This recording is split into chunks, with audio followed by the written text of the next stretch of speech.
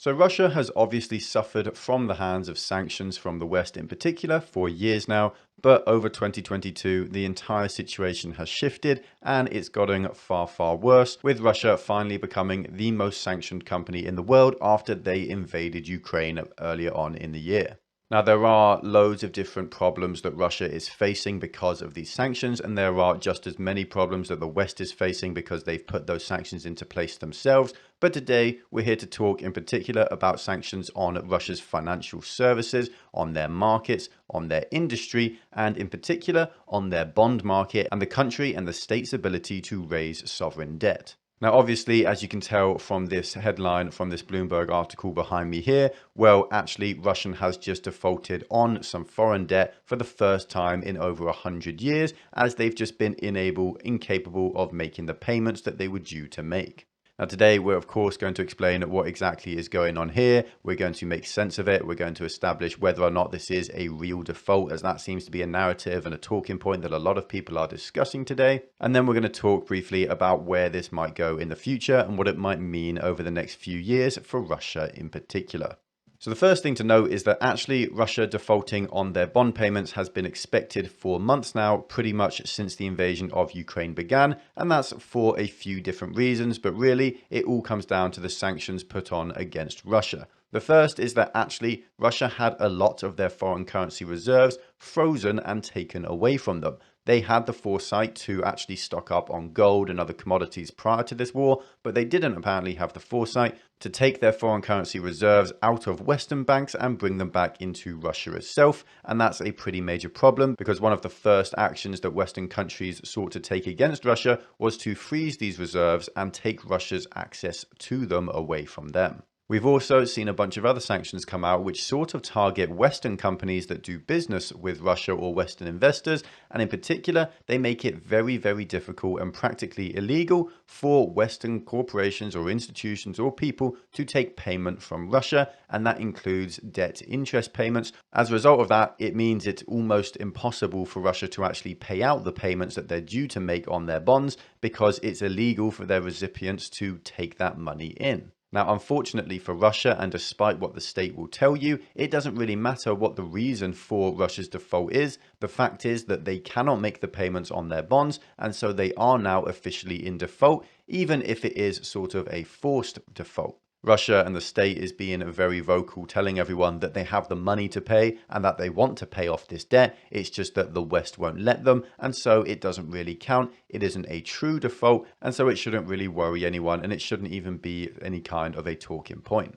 Now, as I said earlier, this has been in the news on and off for a few months now because it's been 100% expected. About a month ago, Russia first missed its payment on a $100 million bond repayment that it was due to make. And then just yesterday, we saw the month-long bond repayment grace period expire. So now Russia is literally officially in default.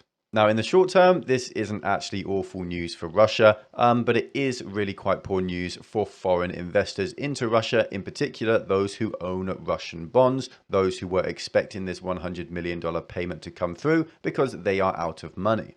Now, Russia is actually being very truthful when they say that they want to make these payments and they're trying to make the payments. They are coming up with creative financing methods, trying to push dates of repayments back, and they're also just offering to outright make these repayments in other forms, like in the ruble. With this particular debt payment, though, unfortunately, there is nothing in the contracts that actually allows Russia to make these payments in rubles. So while Russia might like to make these payments in rubles, the people expecting the payments would quite like them in US dollars, and they aren't forced by the contracts that they signed to accept Russia's ruble payments instead. Now, this has impacted Russia's bond market in particular. Their long-term bonds of 20 and 30 years are trading at about 20 to 30 cents on the dollar right now, which means that they've fallen in price by 70 to 80%, which is pretty much an absolute collapse of Russian sovereign debt. Now, the thing is here, this isn't really a problem for the meantime. It's not a problem right now, but it will be a problem as we extend on into the future. In 5 years, it will probably be a problem. In 10 or 20 years, it could even be a catastrophic one. The reason for this is quite simple. Russia has plenty of money. They have loads of foreign currency. They are still exporting commodities at a pretty incredible rate. And so the government is sitting on loads of cash and they have no immediate need to raise any capital right now. But in the future, they will need to raise capital at some point. Europe and the West in particular is making major strides to become energy independent, at least from Russia, so that they aren't forced to continue to buy these commodities from Russia day after day. We are also on the verge of seeing demand destruction for oil in particular as the entire world starts to enter into a recession. And there isn't really any kind of easy way out here for Russia to end this small crisis that is growing. At some point in the future, they will have to start raising money again. They will have to issue sovereign bonds because every country in the world does. And again, it doesn't really matter that Russia wants to pay off the bonds that they already have. And it doesn't matter that they can if they were allowed to by the West. The fact is that foreign investors aren't going to help Russia. They aren't going to lend them that money when they know that their own government will be restricting them from getting that payment back. This is, in my opinion at least, probably the sanction that in the long run will do the most harm to Russia and actually for not much of an impact against the rest of the West.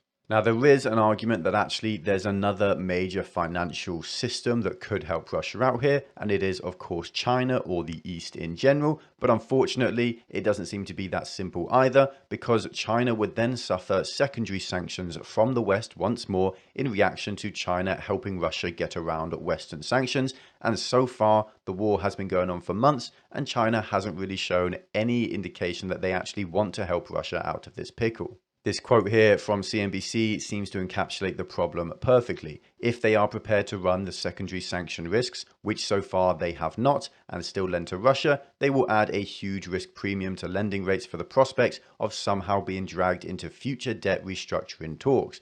Basically, even if China did want to help out Russia here, which they don't, it would cost Russia a huge amount of money because there'd be such a large premium on raising that debt. As a result of that, it just makes lending to Russia that much more difficult, so people will avoid it, and that means lower investment, lower growth, lower living standards, capital and human flight, and a vicious circle of decline for the Russian economy.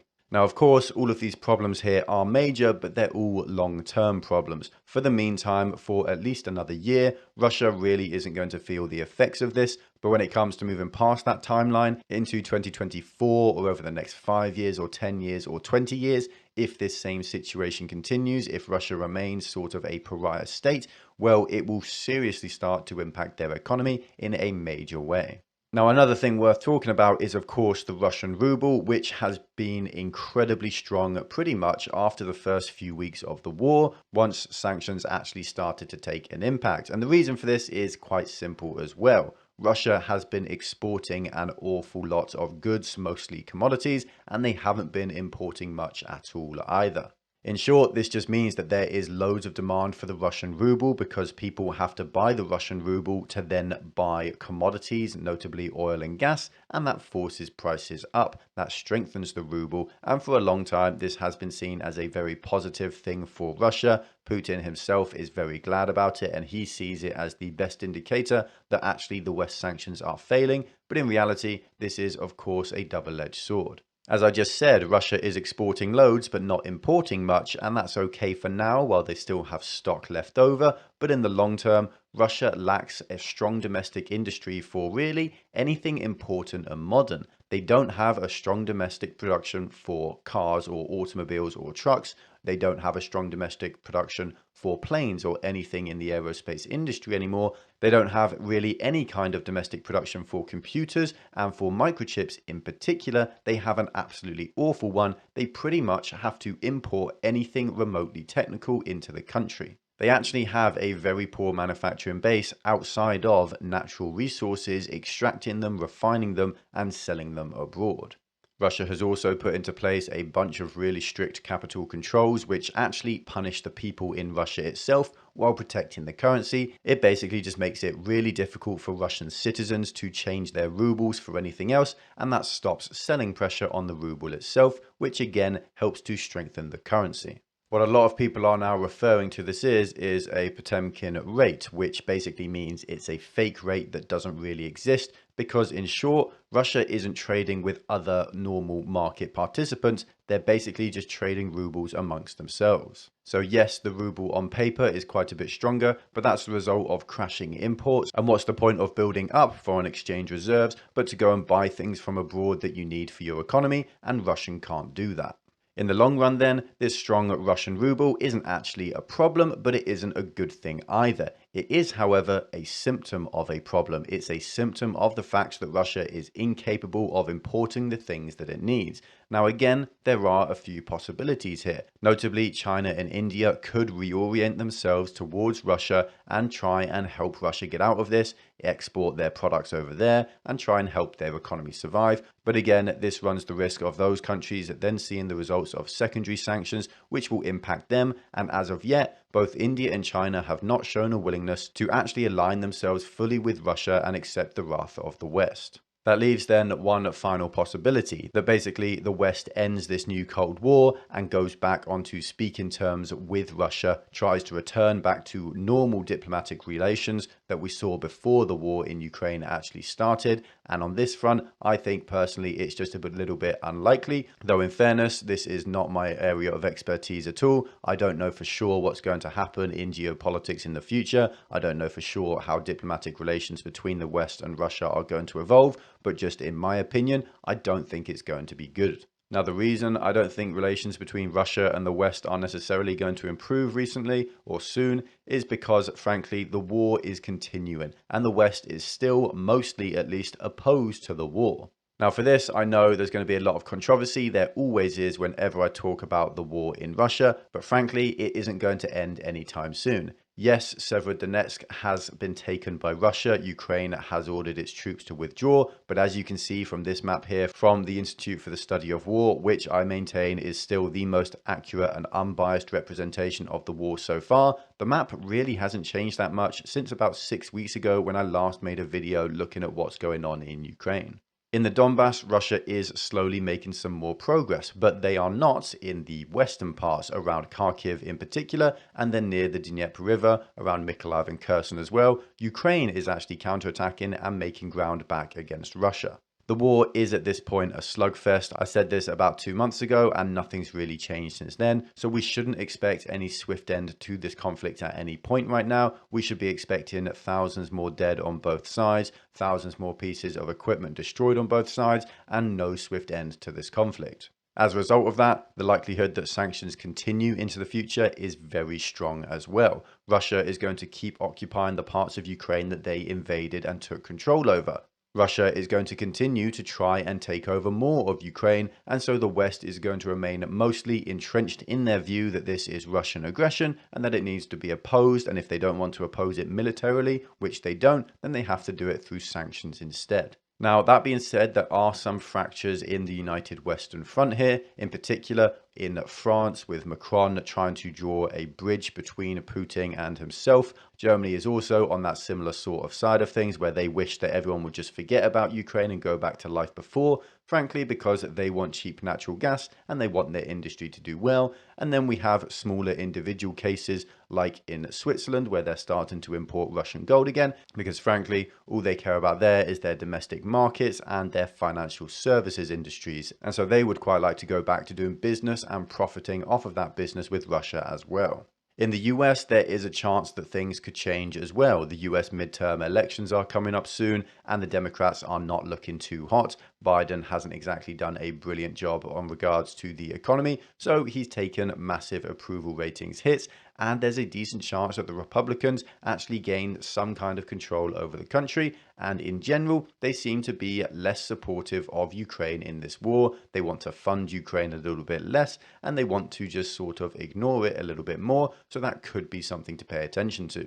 Again, in about 2 years, we're going to have another presidential election. And again, the Democrats just aren't looking too hot right now. This is a little bit early to say, but it's entirely possible that Republicans win. And again, the same sort of story will likely be seen there, where they are less likely to want to support Ukraine into the future. It is then possible that actually the geopolitical shift does take place, that the world does reorient itself, that it does forget about Ukraine and just go back to doing business with Russia and loosening their sanctions. But to be perfectly honest, I think it's unlikely. And even if it does happen, it's not happening anytime soon. We're talking about long time frames here, into the years at least.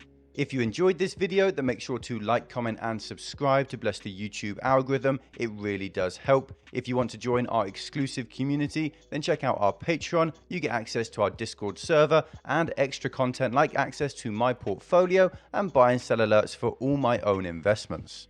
Also, make sure to check out the link in the description to Masterworks. It can help you protect your portfolio against market turmoil through fractional shares of art from world-famous artists. Art has historically proven to be uncorrelated to the markets, so it's a really valuable resource with the markets falling every week. There's also a link in the description to I Trust Capital, which helps you to invest in crypto through your tax-advantaged IRA, which could literally save you thousands. If you, like me, think crypto going down is a buy-in opportunity, then now is the perfect time to join I Trust Capital. Thank you all for watching. Stay stoic. Until next time.